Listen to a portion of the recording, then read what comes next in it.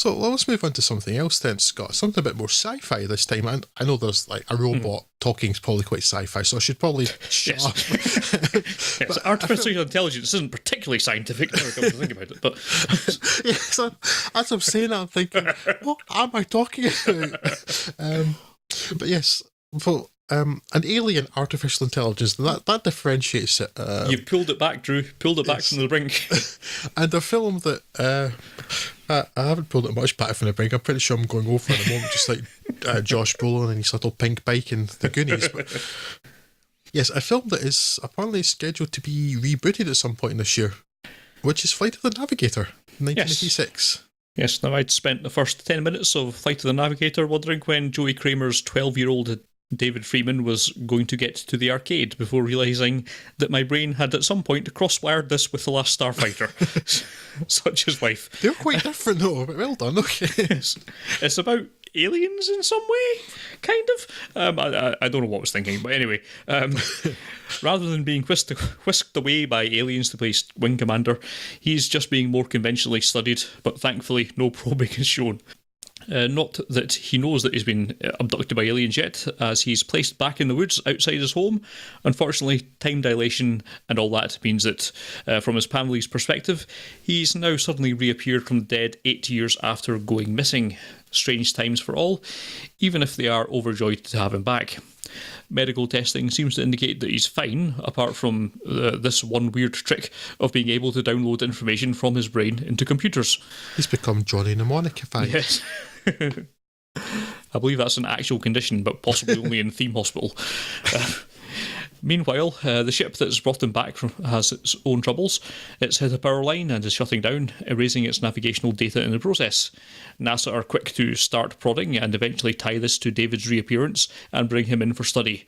Proximity to David reactivates the vessel and its AI control system, Max, voiced by Pee Wee Herman, of all people, and it recognises that the navigational data implanted into David's brain is a solution to its problems.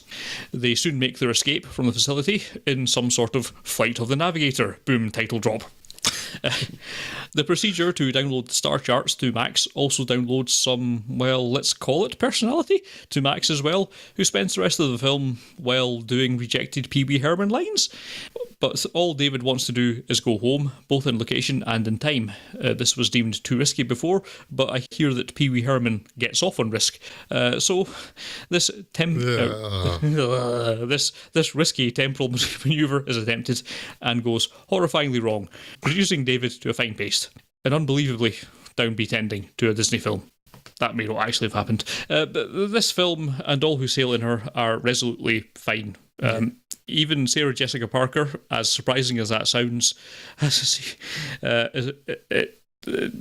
a film that has a sequence of events that happens and it comes to a conclusion and it doesn't really step on anyone's toes while doing it. So it will pass 90 minutes of your time in a broadly entertaining way. But to be honest, I can't really think of a great deal of interest in it or to say about it, so I won't.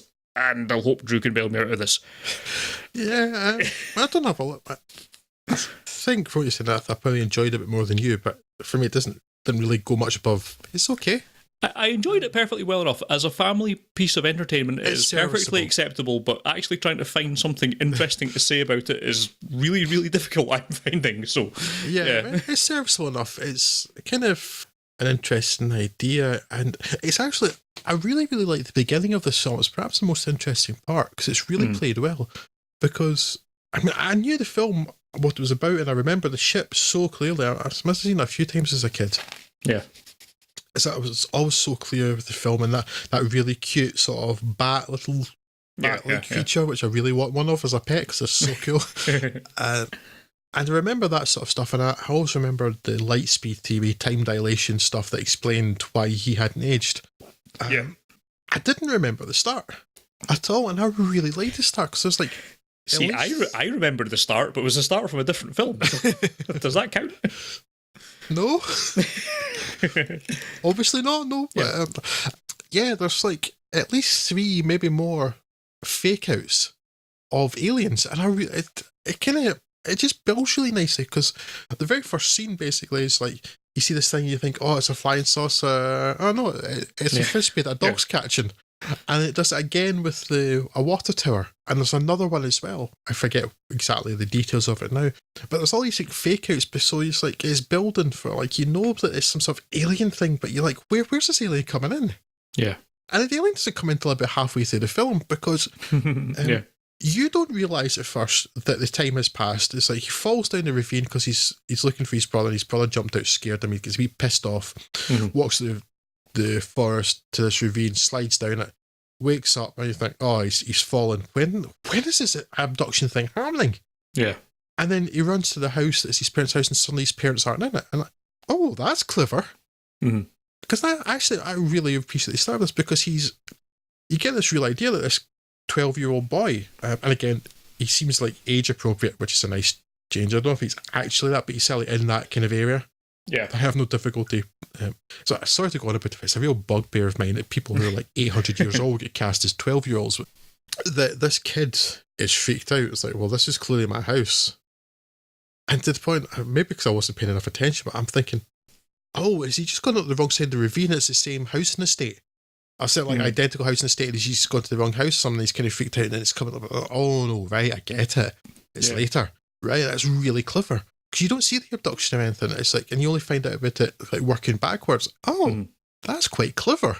Yeah, I really liked that start. And then he gets back to his house, and you see his dad and his mum have aged, and his brother's now like 18 or something, and like, oh, right, okay. And then so they start doing experiments on him.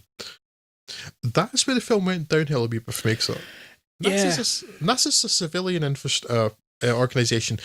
Why does NASA have ready-made rooms that are for locking people inside and observing them? Why does NASA have that? I may be overthinking this film a wee bit. I do agree with you, actually. Almost everything on the film, up to the point where it becomes an actual flight of the Navigator, is much more interesting than everything that happens after it. There's a lot of sort of interesting sort of science fiction-y themes and paranoia that are there for the first, what's that, half an hour? 40 minutes maybe, and that's actually much more successful and much more interesting than pretty much anything that happens after it. There's some nice effects. The ship's a pretty early example of CG that doesn't suck. And, actually the reflections on the bottom when it's flying over water and stuff, I thought it was really well done for 1987.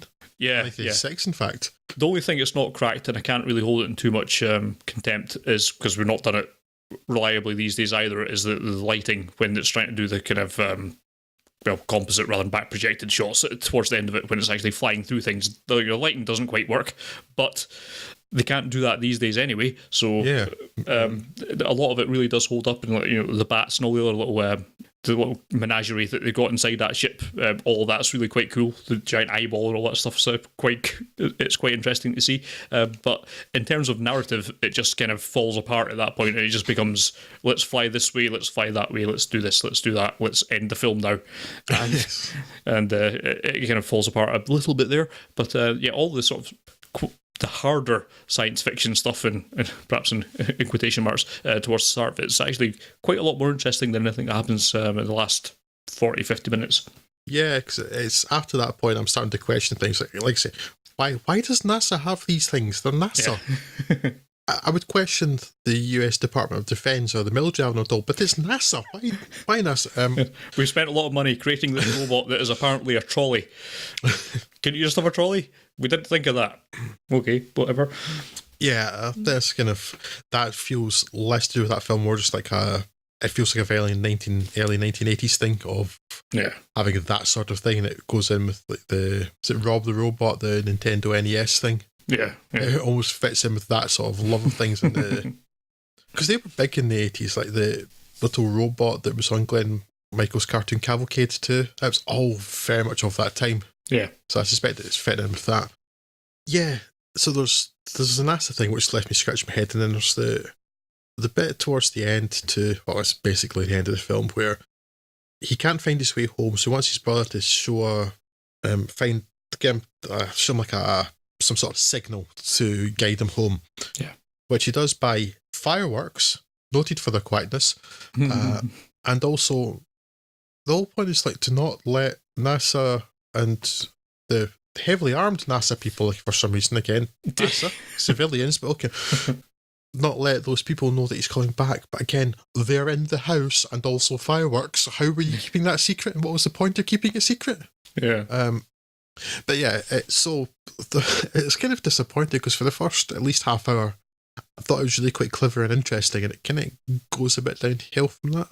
Paul Rubens as the voice of the ship, Max, kind of was 50-50 for me. There was some of it was kind of just slightly weird enough to be entertaining, and there were some funny bits, and the rest of it was like, yeah, this sounds kind of like they let Paul Rubens just go wild on the microphone, and that never works well.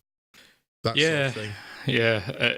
For what is essentially the focal point of all the last half of the film, pretty much, I was a little bit disappointed in that performance because it doesn't really say much or do much, and I didn't find it particularly funny, and I found it mostly annoying. I'm not the hugest Pee Wee Herman fan in the world anyway, so I suppose it was always kind of going to be a little bit disadvantaged in that regard. But yeah, no, didn't like it much. I think I've been aware of Pee Wee Herman, but I'm pretty sure I've never actually seen Pee Wee Herman. It's always like a name I've been aware of, the cartoon name, but not know much about him. Yeah, it never seemed to really be all that much of a thing in Britain, I guess. I think it's more of an American thing, but nonetheless, I've somehow still kind of seen his Big Adventures and whatnot. I've heard of Pee Wee's Big Adventure. Pretty sure I've not seen it.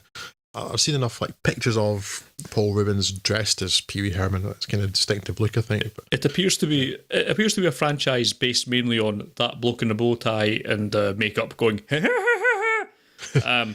and that's it's not much of a basis, really, is it? Yes. I mean, there are moments in the second half that I like. There's just the bit when they go to the petrol station in the middle of Texas, I think. Yeah. And there's this guy who's the attendant there, big guy. He's just standing there with like the carton of milk or something in his hand. And he stands rock still for like 4 or 5 minutes. And it's like, that's actually really quite funny and also quite well played because he doesn't seem to move for a large part. Just sitting staring at this space ship. Like, so there are wee bits in there that are quite entertaining. Yeah. But the film as a whole, it's okay. I don't regret having watched it. It's certainly for 90 minutes or whatever it is, it's about 90 minutes, I think. It's reasonably entertaining. There are certainly some things there. I think a reasonable number of children are going to enjoy it. But it doesn't strike me as something either good enough or bad enough to be worth the trouble of remaking. No. It's a fine film. I wouldn't necessarily dissuade anyone from going to watch it or watching it when it shows up, but I don't know if it's just been granted some extra cachet because it's got the Disney logo at the start of it, and maybe that makes it a bit more relatable to people these days. I don't know. It is fine, but I would not be petitioning for this to be watched by anyone other than those people who were around at cinemas at the time. You know, it's a decent enough film, and it's not aged badly, but it's kind of unremarkable in a great number of ways. Yeah, I don't see that there's either a need or any kind of particular nostalgia to remake this, but we'll see what happens. They're remaking everything, so I suppose it fits in with that rationale. Yeah, it's I don't know. It's not even something that like was particularly hamstrung by limited ability in special effects, I think, because for the most part, it's quite decent. Yeah, I mean, apart from a general reasonably well. Yeah, apart from a general brush up, I'm not sure what would be remaking this for, what different story you're going to tell. I don't want to prejudge anything, but I suspect they'll just do the same thing but with slightly flashier graphics. And all the central themes of this are really well enough done by this film that I don't think it needs any kind of remake. There's nothing missing in this film. It's just it's fine in and of itself. I just don't think it's really stretching any particular boundaries. And it's fine. It's enjoyable enough, but. Remaking it? It just brings us back again to the larger question of why remakes. Yeah. And again, like I understand the incentive to remake a particularly good or successful film, although again, I wish they wouldn't. Therefore, why not remake the ones that didn't work? But again, this is like right in the middle. It's fine. It doesn't merit it for any of the two reasons you might really want to remake something. So yeah. And I mean, it's a Disney film, so it will have a reasonable number of adherents simply by fact of having come from Disney. Yeah. But I don't think this is like a massively cherished, well-regarded film or anything, not any more so than any of a dozen other films from the era. No, unless they've just got they will soon have a streaming service to fill up, and the usual Disney MO would be to make a film and then plug it for about 4 or 5 sequels, and I guess maybe they'll just do a TV sequence. That's probably it. It's probably just a play into their streaming ambitions going forward. There may be something to that, Scott. I would not argue against that. Not that I'm suggesting that Disney are hugely cynical and have a great command of what their audience wants, but not for me.